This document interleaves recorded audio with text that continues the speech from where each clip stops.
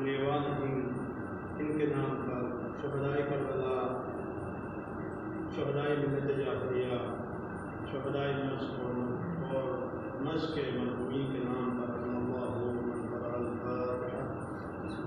بسم اللہ۔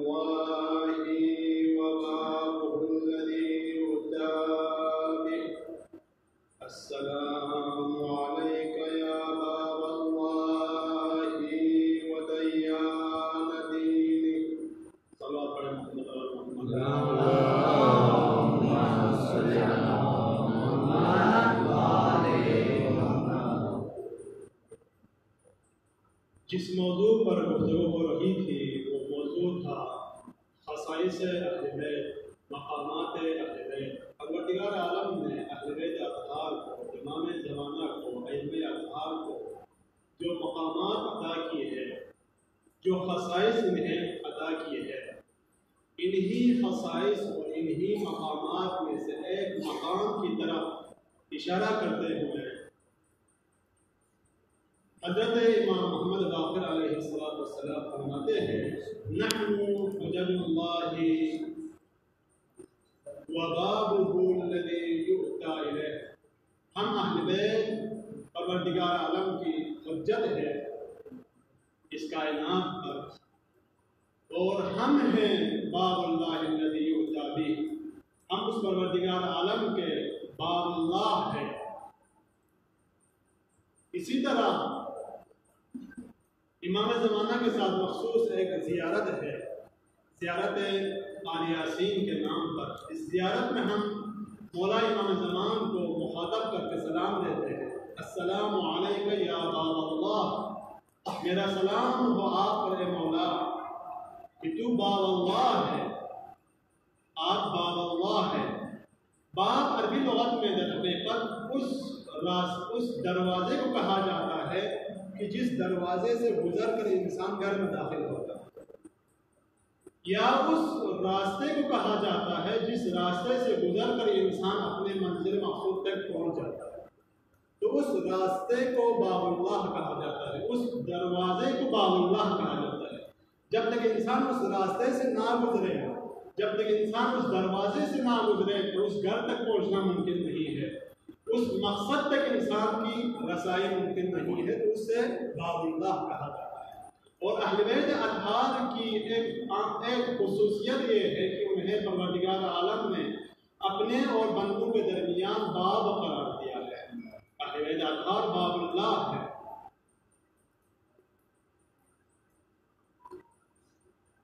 صلوات محمد و آل محمد۔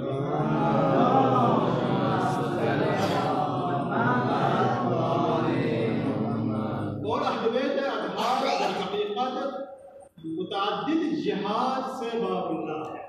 ماشاءاللہ، ایک جہاد سے نہیں بلکہ متعدد جہاد سے باب اللہ ہے۔ میں انشاءاللہ دو نقطے کی طرف اشارہ کرنے کی کوشش کروں گا۔ سب سے پہلے یہ کہ اہل بیت باب معرفت اللہ ہے۔ اگر کسی کو پروردگار عالم کی صحیح معرفت چاہیے، پروردگار عالم کی پہچان چاہیے، شناخت کی ضرورت ہو، تو صحیح معرفت پر اہل بیت اطہار کے در سے ہی حاصل ہوگی۔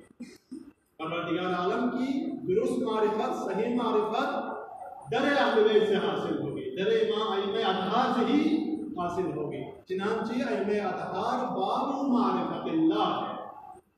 چنانچہ ہم زیارت جامعہ میں اہل بیت اطہار کو مخاطب کر کے ہم زیارت کرتے ہیں، پڑھتے ہیں، یا خود امام عالی مقام ابا عبداللہ الحسین نے جب ولید ملعون نے ان کو بلایا دربار میں، تو مولا حسین نے فرمایا بنا عرف اللہ، ہم وہ اہل بیت ہیں، وہ معدن رسالت ہے کہ جنہی کے ذریعے، انہی کے واسطے سے ہے پروردگار عالم کی پہچان ہوئی ہے۔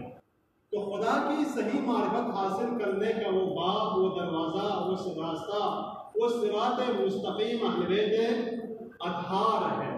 مجھے کبھی افسوس ہوتا ہے کہ ہمارے پاکستان میں خصوصاً آج کل ایسے لوگ بھی منبروں پر چڑھتے ہیں کہ جن کو خالق و مخلوق کے درمیان کا، خالق اور مخلوق کا کی تمیز تک بھی نہیں ہے۔ ایسے لوگ منبروں پر چڑھتے ہیں، نعوذ باللہ کبھی مولا علی علیہ السلام کو اللہ کا خالق بناتا ہے، کبھی مولا عباس علیہ السلام کو تمام انبیاء کا خالق بنا دیتے ہیں۔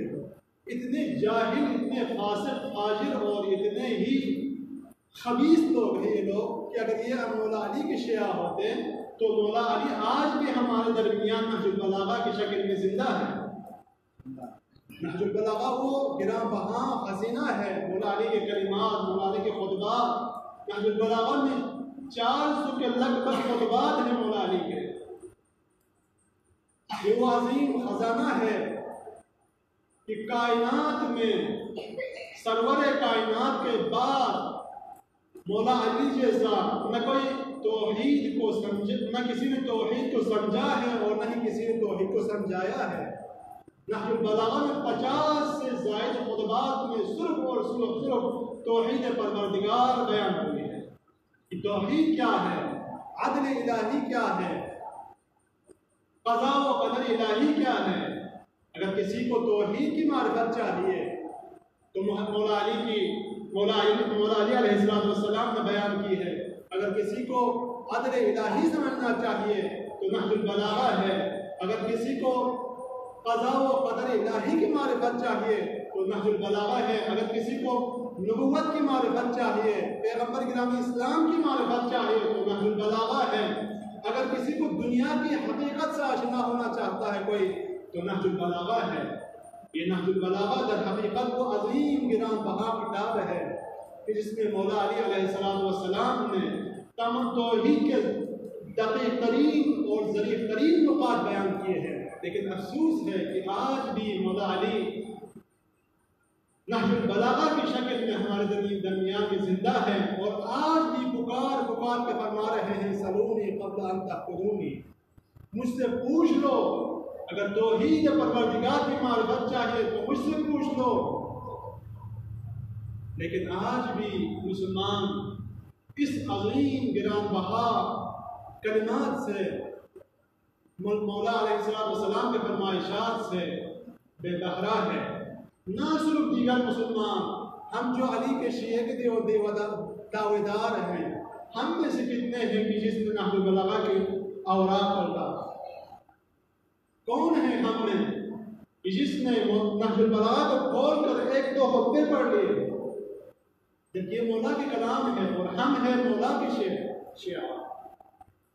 البتہ مولا کو وہ شیعہ نہیں چاہیے کہ جو زبانی شیعہ ہو، جو رسوماتی شیعہ ہو، مولا امام محمد باقر علیہ السلام سے ایک روایت ہے کہ آپ فرماتے ہیں کہ ہمارے شیعہ وہ نہیں ہیں کہ جو زبان پر یہ کہیں کہ ہم اہل بیت سے محبت رکھتے ہیں اور اہل بیت کے شیعہ ہیں. یہ حقیقی شیعہ نہیں ہے. فرماتے ہیں ہمارے شیعہ واللہ ما شیعتنا الا من اتقى الله واطاعه وما كانوا يعرفون الا بالتواضع والتخشع والامان وكثرة الذکر.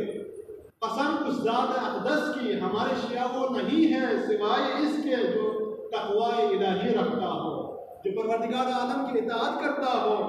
پھر فرماتے ہیں ہمارے شیعہ تواضع کے ذریعے، تخشع کے ذریعے، امانت داری کے ذریعے، کثرت کے ساتھ ذکر الہی کے ذریعے، صوم و صلاۃ کے ذریعے پہچانے جاتے ہیں. ہمارے شیعہ حقیقی شیعہ وہ ہیں. تو ہم بھی واقعا حقیقت میں وہ زبانی شیعہ ہے، جبکہ ہمیں چاہیے آج کل کے اس دور میں مختلف علم کی شکل میں نہج البلاغہ کے ترجمے کے ساتھ موجود ہے. ہمیں بھی کھول کے پڑھنا چاہیے، دیکھنا چاہیے.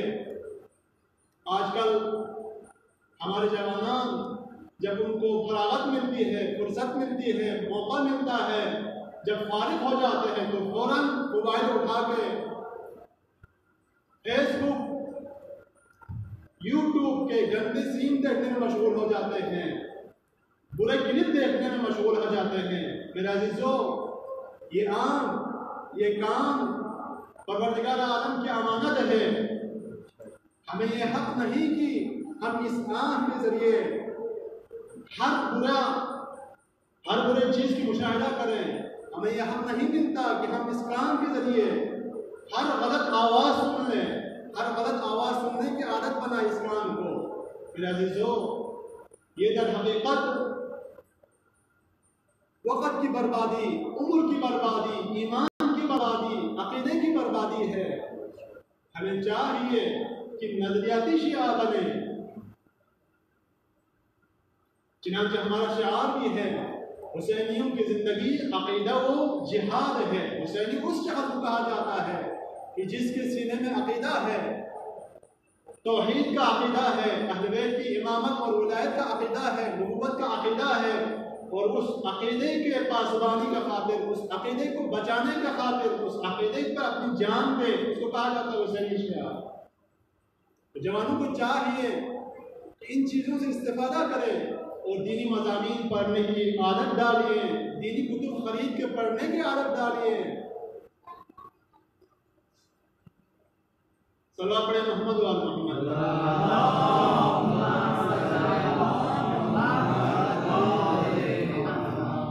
تو اہل بیت کے خصوصیات میں سے، مقامات میں سے ایک مقام باب اللہ ہے، باب معرفت اللہ ہے. اگر کسی کو پروردگار عالم کی توحید کی صحیح معرفت چاہیے تو یہ اہل بیت اطہار کے در ہے. اہل بیت اطہار کے کلمات ہے، وہ بہترین ذریعہ ہے. چنانچہ مولا امام حسین علیہ السلام سے ایک انتہائی خوبصورت روایت ہے کہ ایک دن مولا اپنے اصحاب سے مخاطب ہو کے فرماتے ہیں ایھا الناس ما خلق العباد الا لیعرفوا. پروردگار عالم نے ان انسانوں کو اگر خلق کیا ہے تو خلقت کی ہدف اور فلسفے کی طرف اشارہ کرتے ہوئے فرماتے ہیں کہ ان کو اس لیے خلق کیا ہے تاکہ پروردگار عالم کی معرفت ان کو حاصل ہو. پھر فرماتے ہیں فَإِذَا عَرَفُوهُ عَبَدُوهُ. جب بھی انہیں پروردگار عالم کی معرفت حاصل ہو جائے، صحیح معرفت ان کو حاصل ہو جائے، تو یہ لوگ پروردگار عالم کی عبادت کرنے لگیں گے، پروردگار عالم کی بندگی میں داخل ہوں گے. پھر فرماتے ہیں فَإِذَا عَبَدُوهُ اسْتَغْنَوْا مِنْ عِبَادَتِهِ بِعِبَادَةِ غَيْرِهِ. جب وہ لوگ معرفت کے ساتھ پروردگار عالم کی بندگی میں داخل ہو جائیں تو خود بخود غیر اللہ کی غلامی سے ان کو نجات ملے گی اور غیر اللہ کی غلامی سے وہ نکل آئے گا. پھر فرماتے ہیں کہ ایک شخص کھڑا ہوا، سوال کیا یا ابن رسول اللہ کہ ابی انت و امی، میری ماں باپ آپ پر قربان ہو جائے، ما معرفت اللہ، پروردگار عالم کی صحیح معرفت کیسے حاصل ہوگی؟ اس وقت میرے مولا فرماتے ہیں معرفة أهل كل زمان إمامهم الذي وجبت طاعته. فرماتے ہیں پروردگار عالم کی صحیح معرفت اس امام زمانہ کی معرفت سے حاصل ہوگی جس کی اطاعت اور پیروی ہر زمانے کے لوگوں پر واجب ہے. جب ان کو اپنے امام زمانہ کی صحیح معرفت ہو تو پھر اس امام زمانہ کے ذریعے ان کے فرمائشات کے ذریعے ان کے کلمات کے ذریعے پروردگار عالم کی صحیح معرفت حاصل ہو. چنانچہ اہل بیت اطہار باب معرفت اللہ ہے. اسی طرح اہل بیت اطہار باب طاعت اللہ بھی ہے. اگر پروردگار عالم کی اطاعت کرنی ہو، پروردگار عالم کی بندگی کے لیے وہ باب، وہ راستہ، وہ صراط مستقیم اہل بیت اطہار کی ذات ہے. صلوات پڑھیں محمد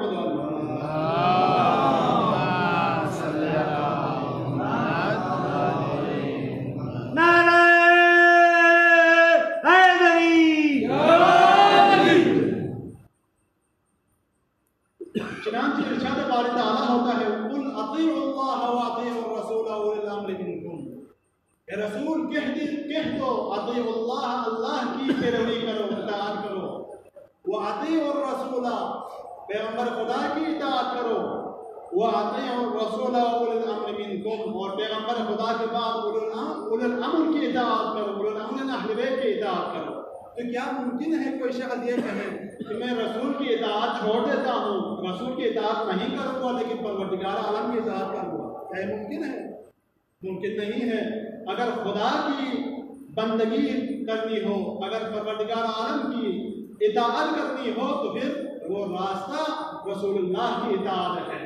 ایسے ہی پیغمبر گرامی اسلام کے بعد پیغمبر کی اطاعت اور اللہ کی اطاعت در حقیقت اولو الامر کی اطاعت ہے، اہل بیت اطہار کی اطاعت ہے. لہذا یہ نہیں ہو سکتا کوئی شخص یہ کہے کہ میں رسول کی اطاعت کرتا ہوں اور اللہ کی اطاعت کرتا ہوں لیکن اولو الامر کی میں اطاعت نہیں کروں گا. یہ نظام پروردگار عالم ہے، یہ قانون پروردگار عالم ہے. میرے عزیزو، قرآن مجید میں شیطان کی کہانی عجیب ہے. میں وہ تفصیل میں نہیں جاؤں گا. سورہ بقرہ میں وہ پوری تفصیل کے ساتھ وہ کہانی ذکر ہوئی ہے کہ شیطان کو حکم ہوتا ہے کہ شیطان فرشتوں کے ساتھ آدم کے سامنے سجدہ کرو، جھک جاؤ. فسجدوه تو پھر تمام فرشتوں نے پروردگار عالم کے حکم کی اطاعت کرتے ہوئے سجدہ کیا آدم کے سامنے سوائے شیطان کے. اور شیطان نے یہ عرض کیا پروردگارا صرف اس ایک سجدے سے مجھے معاف کرو، میں ایسی عبادت کروں گا کہ اس کائنات میں کسی نے آ کے عبادت نہیں کی ہو. میں ایسی اطاعت کر کے دکھاؤں گا کہ اس کائنات میں کسی نے ایسی اطاعت نہ کی ہو. تو پروردگار عالم کی طرف سے ندا آتا ہے، حکم آتا ہے کہ شیطان ہمیں وہ عبادت چاہیے، ہمیں وہ بندگی چاہیے، وہ اطاعت چاہیے جو ہماری مرضی کے مطابق ہو. پروردگار عالم در حقیقت شیطان کو آدم در حقیقت خلیفۃ اللہ ہوئے زمین پر، خلیفۃ اللہ کے اس راستے سے اس کو محبت، اس کو واحد بنانا چاہتا تھا. پروردگار عالم شیطان کو اسی راستے سے مطیع بنانا چاہ رہا تھا، لیکن شیطان نے کہا میں اس کی اطاعت نہیں کروں گا، اس کے سامنے نہیں جھکوں گا لیکن تیری عبادت کروں گا. اس وقت جواب ملتا ہے کہ اے شیطان ہمیں وہ اطاعت چاہیے کہ جو ہماری مرضی کے مطابق ہو، ہمارے قانون کے مطابق ہو. اس عبادت کی، اس اطاعت کی ہمیں ضرورت ہی نہیں جو تمہاری مرضی کے مطابق ہو. چنانچہ شیطان کو ہمیشہ کے لیے اپنی درگاہ سے مطرود قرار دیا. اور یہی صورتحال اس امت کے لیے ہے، یہی قانون اس امت پر بھی لاگو ہے. چنانچہ ایک خوبصورت روایت اہل سنت کے مشہور عالم دین امام حاکم نیشابوری نے اپنے مستدرک میں نقل کی ہے.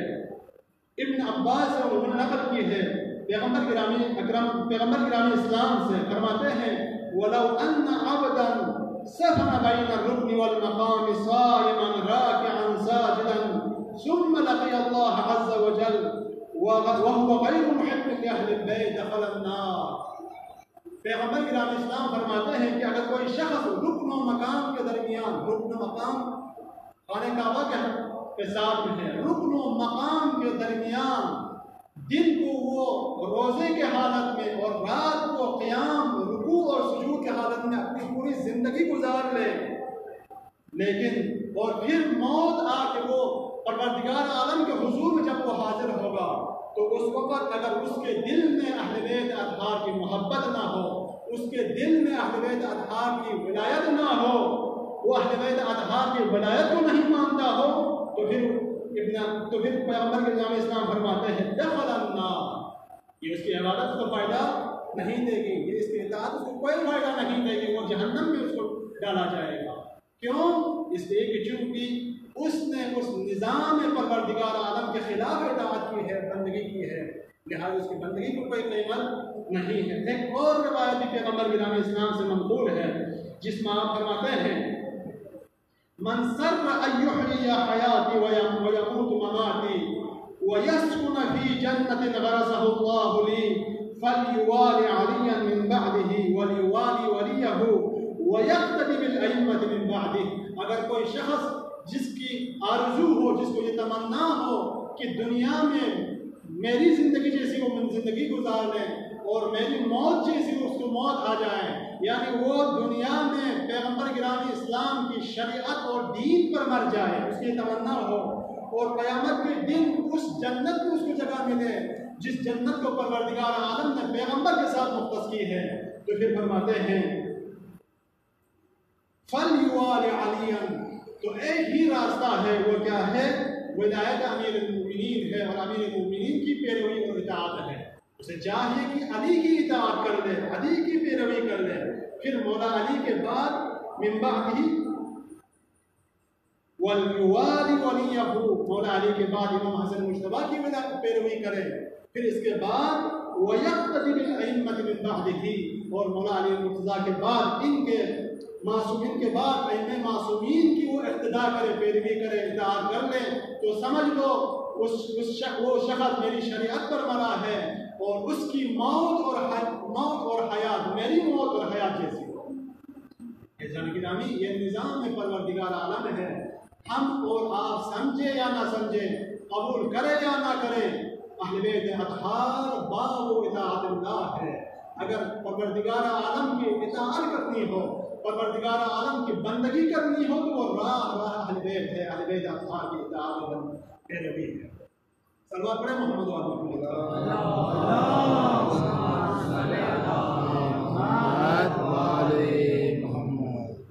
عزیزان گرامی، میری گفتگو ان جوانوں سے ہے۔ اسلام میں جوانی کی بہت ہی زیادہ اہمیت ہے، بہت ہی زیادہ اہمیت ہے۔ جوان میں فکری طاقت بھی ہے، جسمانی طاقت بھی ہے، وہ بہت کچھ کر سکتا ہے، بہت آگے جا سکتا ہے۔ اگر آپ کو بے مثال جوانوں کی مثالیں چاہیے کہ جنہوں نے اپنی سب کچھ اسلام پر قربان کی ہے، تو کربلا کے شہداء ہے۔ کربلا کے شہداء میں مولا حسین کے علاوہ سارے کے سارے بنی ہاشم جوان ہیں۔ مولا عباس جن کی عمر سب سے زیادہ ہے، 34 سال ان کی عمر۔ اب آپ خود اندازہ کریں، باقی جتنے بھی بنی ہاشم کے جوانان شہید ہوئے کربلا میں، سب کے سب جن کی عمر 30 سال سے کم ہے۔ انہی جوانوں میں سے ایک جوان کہ جس کی پوری زندگی اسلام کے ساتھ گزری ہے، ایک دفعہ کہا جاتا ہے، اہل سنت کی کتابوں میں یہ روایت منقول ہے کہ معاویہ کے دربار میں علی اکبر علیہ السلام کا تذکرہ ہوا، تو معاویہ نے کہا تم لوگوں کی نظر میں خلافت کے لیے سب سے مناسب کون شخص ہے اس زمانے میں؟ تو ایک شخص نے کہا ہماری نظر میں سب سے مناسب تو آپ ہی ذات ہے، آپ ہی ہیں۔ کہا نہیں، اس زمانے میں شبیہ پیغمبر، ہم شکل پیغمبر، جو اخلاق میں، سیرت میں، صورت میں، شجاعت میں، جود و سخا میں پیغمبر کا ہم شکل ہے، وہ علی بن الحسین ہے، وہ خلافت کا سب سے زیادہ مناسب شخص ہے۔ یہ معاویہ کی زبانی ہے۔ یہ ہستی جن کی عمر 28 سال ہے، 28 سال ان کی عمر ہے، یہ جوان ہمارے نمونۂ عمل ہے، اور ہمیں بھی اگر علی اکبر کے سیرت پر چلنا ہو تو ہمیں بھی دینی مضامین پڑھنے کی ضرورت ہے، نہج البلاغہ دیکھنے کی ضرورت ہے، دینی کتب پڑھنے کی ضرورت ہے، دین کو سمجھنے کی ضرورت ہے، سیکھنے کی ضرورت ہے۔ میرے عزیزو، عزیزان گرامی، یہ علی اکبر جن کے ایمان اور یقین اس مرحلے پر ہے کہ جب مولا حسین مکہ سے چلے ہیں تو راستے میں ایک دفعہ آپ کو عالم مکاشفہ میں ایک ملائکہ کو آپ دیکھتے ہیں۔ وہ ملائکہ کہہ رہا ہے کہ یہ کاروان جلدی کے ساتھ، سرعت کے ساتھ اپنے منزل مقصود کی طرف رواں ہے، لیکن موت ان کے پیچھے پیچھے جا رہی ہے۔ اس وقت تو مولا حسین فرماتے ہیں، یا علی، مجھے اس سے لگتا ہے کہ ہم سب شہید ہونے والے ہیں، ہم سب قتل ہونے والے ہیں۔ اس وقت علی اکبر فرماتے ہیں، یا ابدا ولسنا مع الحق، کیا ہم حق کے ساتھ نہیں ہیں؟ مولا فرماتے ہیں، بنیا نحن مع الحق والحق معنا، ہم حق کے ساتھ ہیں اور حق ہمارے ساتھ ہے۔ اس وقت علی اکبر فرماتے ہیں، تو اگر ہم حق کے ساتھ ہیں، حق ہمارے ساتھ ہو، تو پھر لا یبالی اوقع الموت علینا ام وقعنا علی الموت، کیا فرق پڑتا ہے کہ ہم موت پر پڑ جائیں یا موت ہم پر آ جائے۔ یہ مقام یقین ہے علی اکبر علیہ السلام کا کہ ایک زاداران حسین ایک ایسا موقع آتا ہے عصر عاشور کو، مولا حسین کا یہ کڑیل جوان مظلوم کربلا کے خدمت میں حاضر ہوتے ہیں اور رخصت طلب کرتے ہیں، یا ابدا حجنی رخصت، کیا میں میدان کارزار جانے کی مجھے رخصت دو گے؟ مولا حسین فرماتے ہیں، باپ ہے جوان، علی اکبر جیسا کڑیل جوان ہے، ہم شکل پیغمبر ہے۔ مولا حسین فرماتے ہیں، پروردگارا، ہمیں جب بھی پیغمبر گرامی اسلام کے شوق دیدار ہوتے تو ہم علی اکبر کی صورت میں دیکھ کر علی اکبر کی زیارت کرتے تھے۔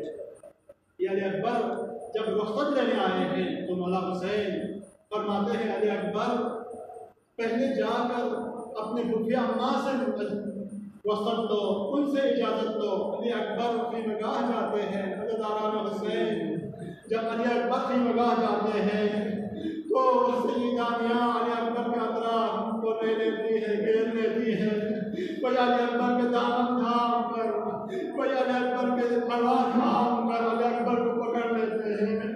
بڑی مشکل سے علی اکبر میں رخصت کی انہیں تسلی دیتے ہیں اور پلٹ کے امام حسین کے خدمت میں حاضر ہوتے ہیں۔ امام حسین فرماتے ہیں کہ علی اکبر تو جا میدان کربلا میں، لیکن جب علی اکبر چلنے لگتے ہیں، چند قدم جانے کے بعد مظلوم کربلا ہاتھ اٹھا کے دعا کرتے ہیں، پروردگارا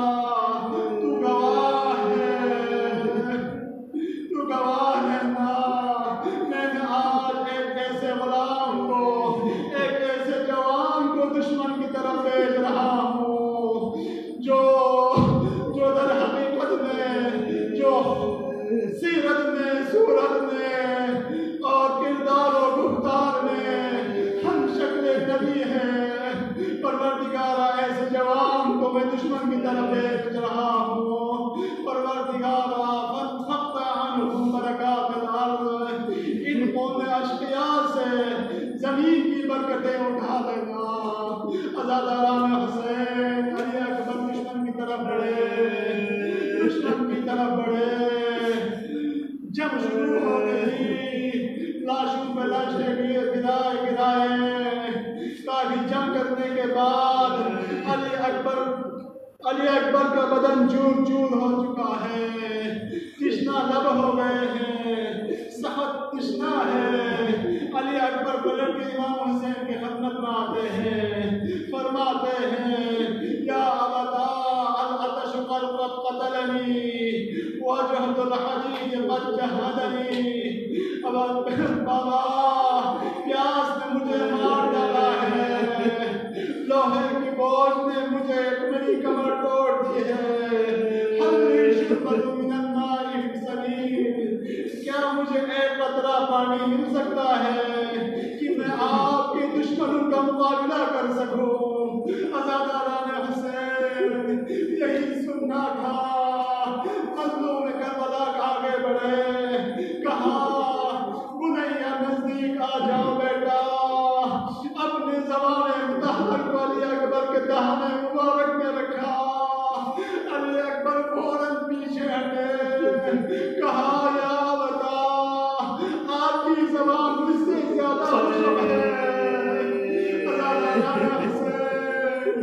علی اکبر دوبارہ پلٹ کر دشمن کے مقابلے میں آتے ہیں، بے باک لڑ رہے تھے۔ ایک ملعون کہتا ہے بنی ہاشم کا یہ جوان اگر کسی طرح جل کر میرے پاس پہنچ جائے تو میں اس کو تمہیں اس کی موت میں اس کی مانگ کر اڑا دوں گا۔ عزاداران حسین علی اکبر لڑتے لڑتے آگے آئے، ایک دفعہ ملعون نے پیچھے سے نیزہ لے کر نیزے کا وار کرتا ہے۔ افسوس کا وجہ پشت میں نیزہ جب مارا تو سنانے دوزا سینہ پھاڑ کر باہر نکل آتا ہے۔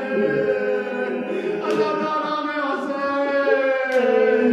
علی اکبر آگے بڑھ رہے تھے، ایک ملعون نے تلوار کا وار کیا، علی اکبر کا سجا بس شق القمر ہوا، ہاتھ سے تلوار گرا، دونوں ہاتھ کو عقاب کے گردن میں ڈالے، وہ باہو گھوڑا جس نے علی اکبر کو دشمن سے نکالنے کی کوشش کی۔ راوی کہتا ہے جہاں سے علی اکبر گزرتے فَضَرَبُوهُ بِسُيُوفِهِمْ، سب نے تلواروں سے وار کیا، جس کے نتیجے میں علی اکبر کا بدن ٹکڑا ٹکڑا ہو گئے۔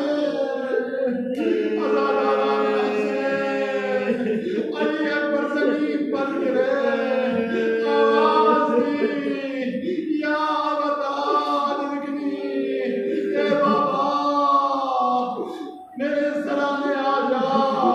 راوی کہتا ہے مولا حسین دوڑ کے نکلے، اکبر کے سرانے پہنچتے ہیں، دیکھا علی اکبر مظلوم بدن کا ٹکڑا ٹکڑا ہو کر کربلا کی زمین پر پڑے ہیں، آخری سانس لے رہے ہیں۔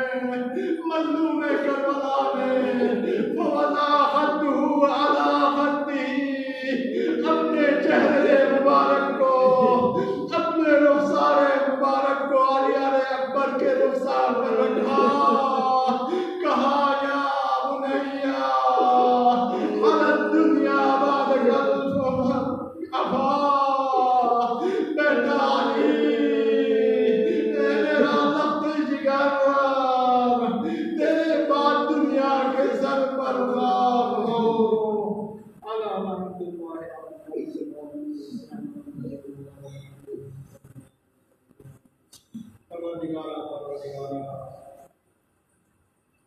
علی اکبر مظلوم کی جوانی کے واسطے، علی اکبر کی مظلومیت کے واسطے، مظلوم کی کربلا کی مظلومیت کے واسطے، شہداء کربلا کے واسطے ہماری اس قلیل عبادت کو اپنی درگاہ قبول منظور فرما۔ پروردگار جو اس مجلس میں تشریف فرما ہے، ان کی تمام شرعی حاجت کو پورا فرما۔ پروردگار اس مجلس کے اہتمام کرنے والے مہتمین، اس مجلس میں تشریف لانے والے برادران کا حرام، اس مجلس میں تبرک دینے والے برادران کا حرام، اس مجلس میں سیدری کرنے والے، دعا پڑھنے والے تمام برادران کی توفیق خیر میں اضافہ فرما۔ پروردگار جو مومنات بیمار ہیں ان کی شفائے عاجل عطا فرما، انہیں پروردگار جو مومنین پریشان حال ہیں ان کی پریشانی کو دور فرما۔ پروردگار شاہجہاں علیہ السلام دنیا کے مسکونے میں ہی جان ہمارے کی حفاظت فرما۔ پروردگار ملک خداوند پاکستان کو ہر قسم کی سازشوں سے محفوظ فرما۔ پروردگار امام زمانہ کے ظہور میں تاخیر فرما، پروردگار پروردگار ہم سب کو ایمان کے انصار عوام سے قرار بنا جانا الحمدللہ رب العالمین۔